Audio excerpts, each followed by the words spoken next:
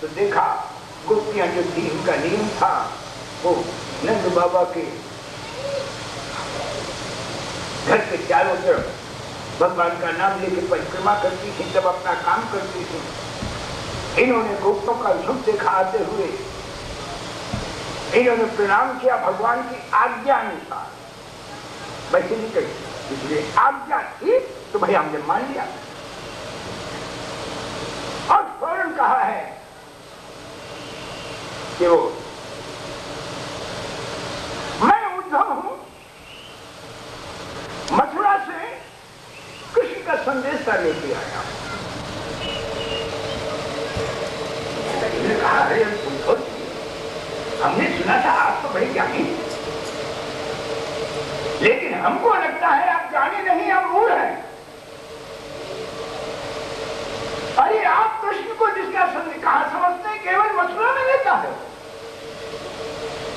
क्या एक परमात्मा एक जगह का वासी होता है? आपको उसके स्वरूप का पता नहीं। अगर आपको उसके स्वरूप का पता होता तो आप आज यहां आए ही नहीं होते। हमको तो कण कण में हर जगह कृष्ण ही कृष्ण दिखता है। अरे परमात्मा एक जगह नहीं होता है, सर्वव्यापी है।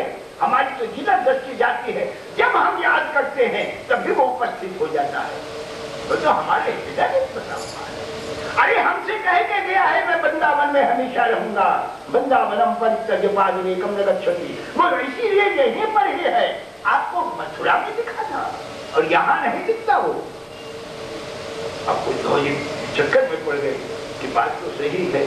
जिस वेदांत के ज्ञान इन सबको मालूम है, मैं शास्त्रों में डूबता रहा, वेदांत के सिद्धांतों को सुलझाने में अपनी बुद्धि ही लगाता रहा, लेकिन मैं उस फल को, मुक्ति को प्राप्त ही नहीं कर सका। शास्त्रों का पढ़ना, शास्त्रों में डूबना एक बात है, लेकिन शास्त्रों में पढ़कर उसमें डूब कर उसमें मोती निकालना वो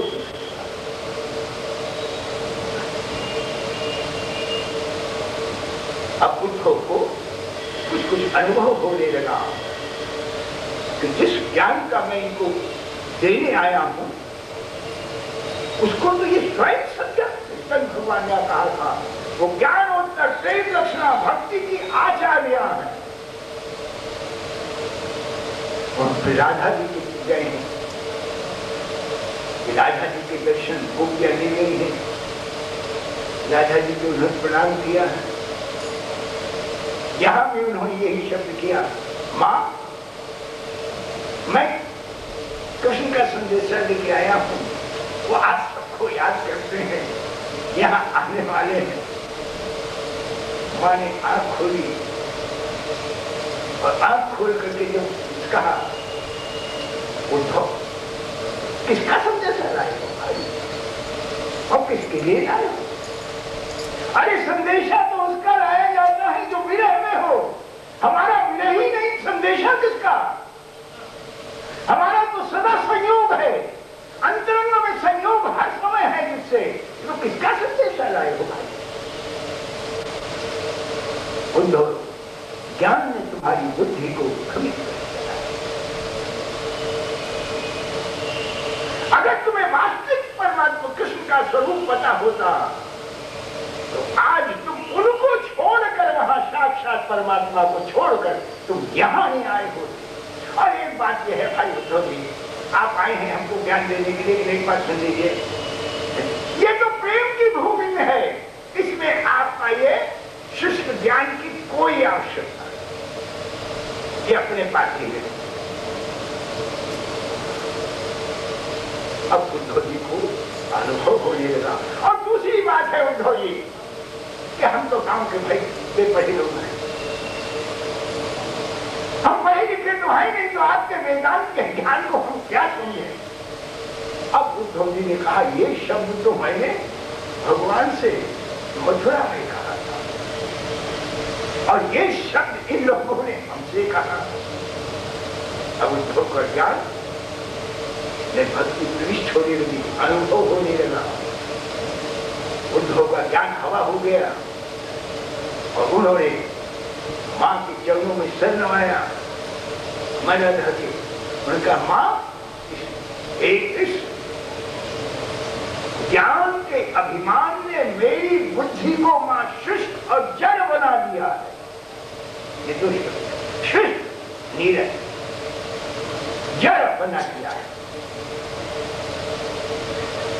माँ, इसमें प्रेम लक्षणा भक्ति का दान,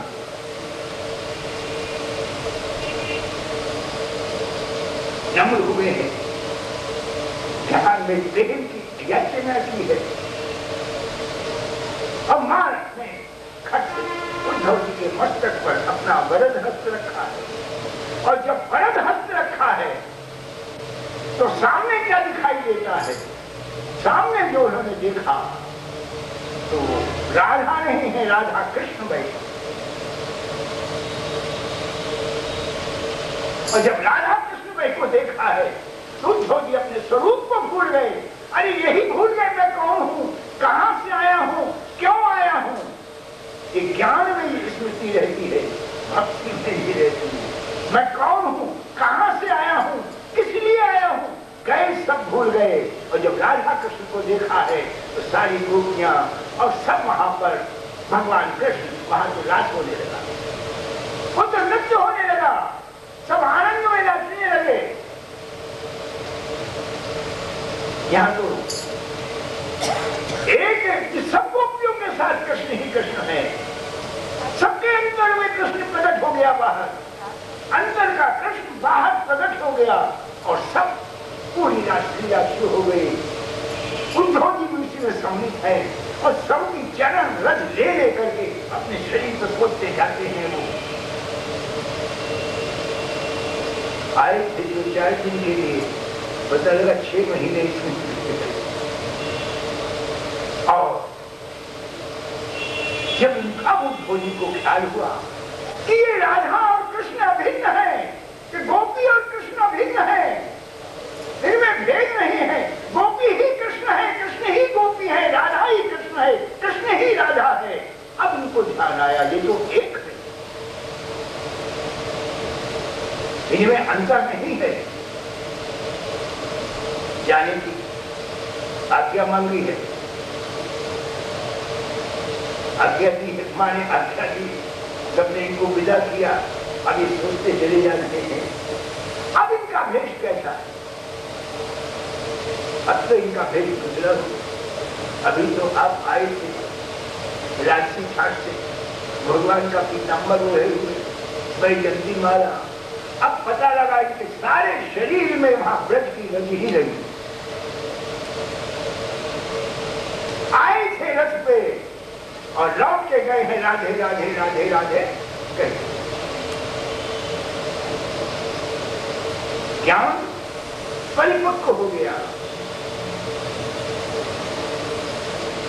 और ये याद करते जा रहे हैं कि मैं भगवान से कहूंगा, जाके कहूंगा आपको वहां सब आपके नाम के पीछे आपको सब स्मरण बहुत परेशान है, तड़प रहे हैं आपके लिए, आपके भक्त आपके लिए, उनको दर्शन वहां और दीजिए जाके। जब भगवान के आगे आए हैं तो भगवान सारा दृश्य देख रहे हैं, मथुरा में बैठे हैं, उद्धव जी आए हैं, चरणों पर लेट रहे हैं, कुछ कहना चाह रहे हैं लेकिन क्या वाणी अवरुद्ध हो गई, एक और नेत्रों से अश्रु बहने लगे। अब वो वाणी ही नहीं और भगवान कह रहे अरे भाई उद्धव जी बोलो क्या बात है, क्या बात है, क्या बात है। अरे बोले जब उनकी वाणी निकले, वो तो दृश्य वो देख के आए हैं, आनंद विभोर हैं, अश्रु बह रहे हैं। भगवान ने अपना वरद हस्त यहाँ पर उद्धव जी, और जब उद्धव जी के ऊपर अपना वरद हस्त रखा है तो उद्धव जी ने देखा यहाँ राधा कृष्ण बैठे और फिर उन्होंने देखा समस्त उन्होंने व्रत की लीलाएं उद्धव को दिखाई। एक स्वरूप वो देख रहे हैं यशोदा की गोदी में, एक स्वरूप से गोपियों के साथ में है, एक स्वरूप से राधा जी के साथ में है और एक स्वरूप से मथुरा में बैठे हैं। ये तो प्रभु की लीला है। ज्ञान का मान गया परमात्मा ने कराई। उद्धव का ज्ञान समर हो गया।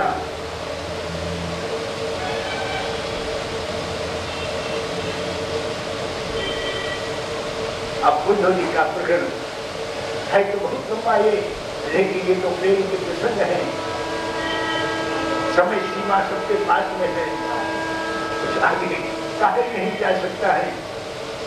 चलना तो थोड़ा सा आगे है, क्योंकि आज वैश्विक मोक्ष तक तो जाने अंतिम दिन है, वो दृश्य तो आना ही है। इसलिए वहां तक पहुंचने के लिए कुछ तो रास्ता बनाना ही पड़ेगा। अब श्रीमद् भागवत में दशम स्कंद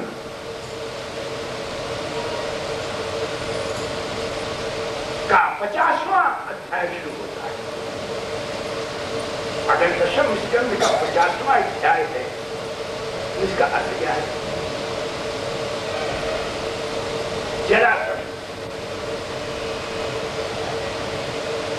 50वें प्रत्येक इसमें श्लोक एक लीला सब क्रम से जीवात्मा की लीला परमात्मा तक मिलने में क्रम से।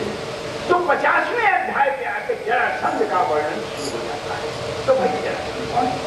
वैसे तो ठीक हो, ये थे उनके ससुर कंस के बड़ा बलशाली था। इसकी जो पुत्री थी अस्थि प्राप्ति, वो कंस की पत्नी थी। लेकिन जरासंध आता है। तो जरासंध क्या है? 50वें अध्याय कहां आक्रमण करता है? किस पर आक्रमण करता है? मथुरा नगरी पे। क्यों करता है? इसलिए करता है कि कंस को मार दिया गया।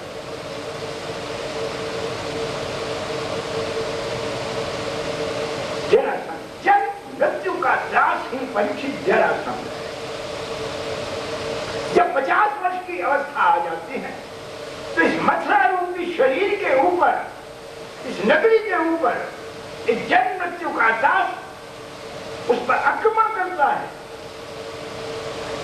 जरा बुढ़ापे को कहते हैं संधि संध सबके आया।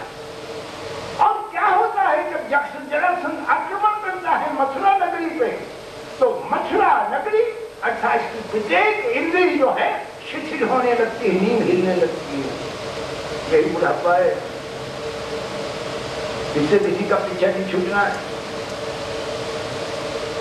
50 वर्ष की आयु पर ही करता है, इसे 50वें अध्याय से आता है।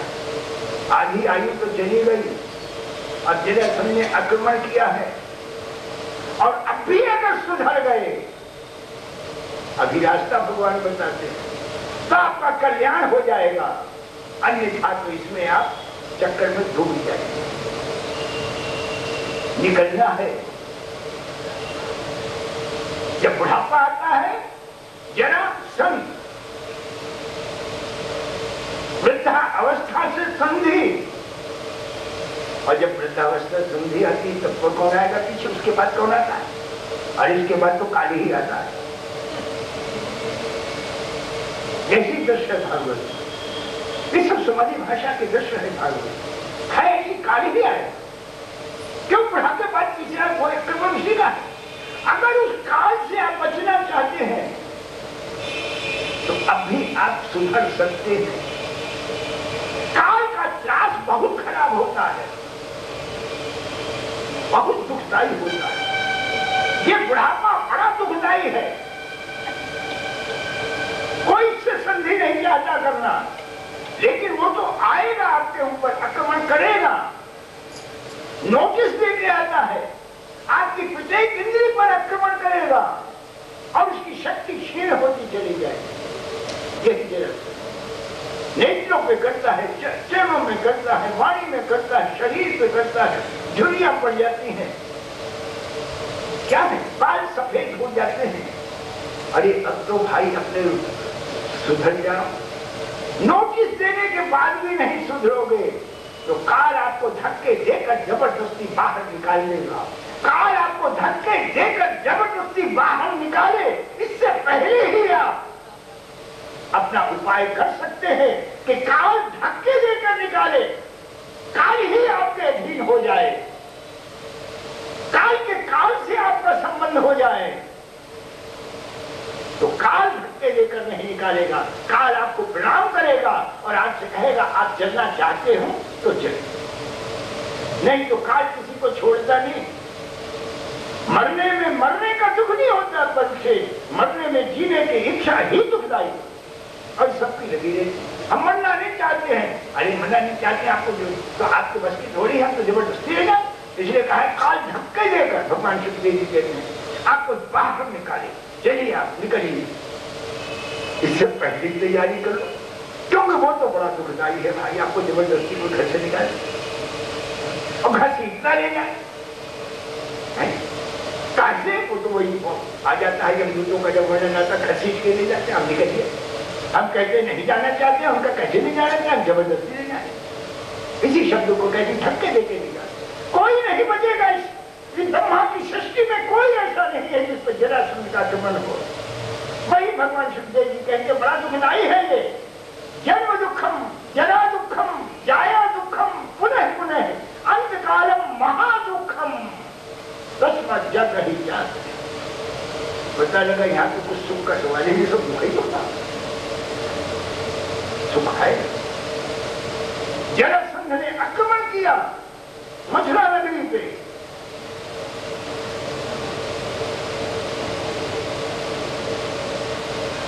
सबके होता है, लेकिन वो तो लीला में जो पैसा चल रहा है, ये समझिए उसका वास्तविक समानी भाषा है। लीला में जरासंध आया था, आक्रमण किया था मथुरा पर, कितनी बार? 17 बार। कितनी सेना? 23 अक्षौणी सेना। लगा इतना बलवान होता है, तो बलवान हम भी कम नहीं है। आपके 17 आक्रमण हम सह सकते हैं। बड़े बूढ़े बड़े होते हैं, मरते नहीं है, बहुत देर तो 17 आक्रमण सह लेते हैं। 23 अक्षौणी सेना, एक अक्षौणी में 2 लाख लगभग 63,000 होते हैं। अरे जब 18 अक्षौणी सेना का महाभारत आज तक कहते हैं, इतना भयानक क्यों? लेकिन ये पता लगा ये जो हमारे अंदर जरासंध का है, ये उससे कहीं ज्यादा है। वो तो 18 अक्षौणी सेना एक बार में हुई थी, और यहाँ 23 अक्षौणी सेना 17 बार आक्रमण करती है, और भगवान सब उसको हटाते जाते हैं। जब जरासंध आक्रमण कर रहा हो तो क्या करना चाहिए? भगवान सुखदेव जी कहते भगवान क्या करते हैं? जरासंध का आक्रमण हुआ, भगवान कहाँ चले गए थे? प्रवर्षण पर्वत।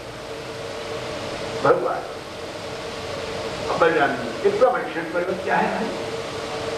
पता लगा यहाँ कोई ऐसी जगह है जहाँ से जरासंध का आक्रमण से बचा जा सकता है, जहाँ ज्ञान और भक्ति की वर्षा होती हो, वहां चले जाइए, आपको शांति मिलेगी।